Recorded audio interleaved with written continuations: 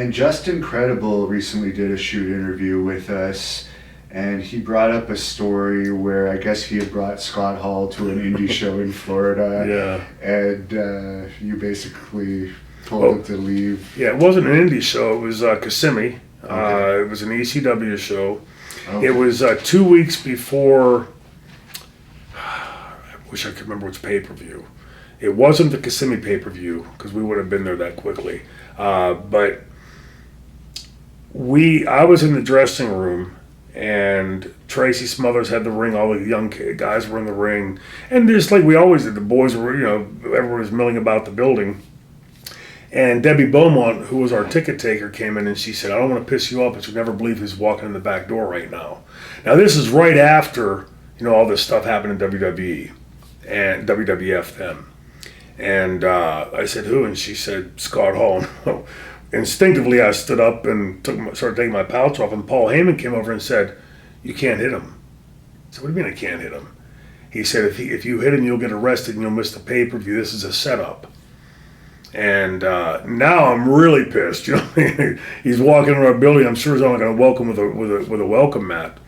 And I said, "Well, how about if he swings at me?" He goes, "Well, if he swings at you, it's fair game."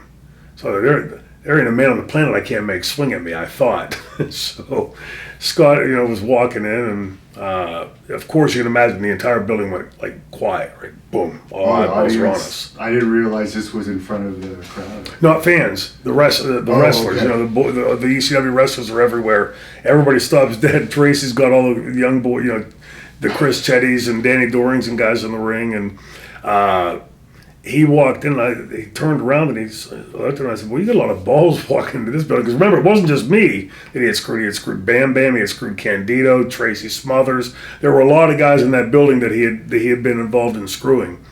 And he looked over and he saw Candido sitting there and he said, "Hey Chris, hey Tammy, how you guys doing?" And Candido stood and said, "Fuck you, Scott Hall."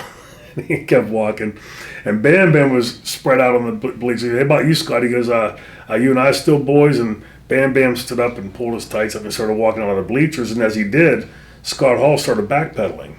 And Scott walked up to him and put his hand on his shoulder. He goes, "You don't have to backpedal for me." He goes, "I'm not going to do anything to you." He goes, "The franchise is going to kick your fucking ass." He goes, "Nice to see you come," or something like that, and walked away. So now my task is to make Scott take a swing at me. And something like, "What can I get him?" So I said, I just kept digging at him and digging at him. And he wouldn't say anything. And I said to him finally, and I thought for sure he'd swing on this one. So I was ready to block. I said, "I got one question." I said, "With all the money you've made there and, all the fame you've had worldwide," I said, "exactly what does Vince McMahon's dick taste like anyway?" And again, I'm thinking he's going to swing, right? And he stopped and he put his head down, and it was clear he wasn't going to. I just made the direct challenge to him. I said, "Scott, you got one choice. This whole building's watching you." I said, you fucked Candido, you fucked Bam Bam, you fucked Tracy, and there were a couple others. I said, "And you fucked me." I said, "And you think you're going to be welcomed into this building with open arms." I said, "This ain't the WWE, and none of us is going to get fired for kicking your ass." And so I said, "You got a choice. You can put your hands up and fight like a man, or you can put your tail between your legs and walk the fuck out of here like a pussy." Again, thinking he's going to throw any second. And he looked around for a second and he put his head down and turned around and walked out. Honest to God, in that split second, I almost felt bad for him. I'm like, man, I've never seen somebody get punked out that badly and not react. But PJ, the reason I'm laughing, I'm telling the story is PJ, I didn't know PJ had invited him. So that I was off base on it. That night, PJ came to my room and he's, crying and profusely apologizing. He bought me a bottle of wine and everything else. And I said, PJ, I apologized back to him. But then I explained to him, I said, you understand on the politics of this, why this wasn't really a great idea.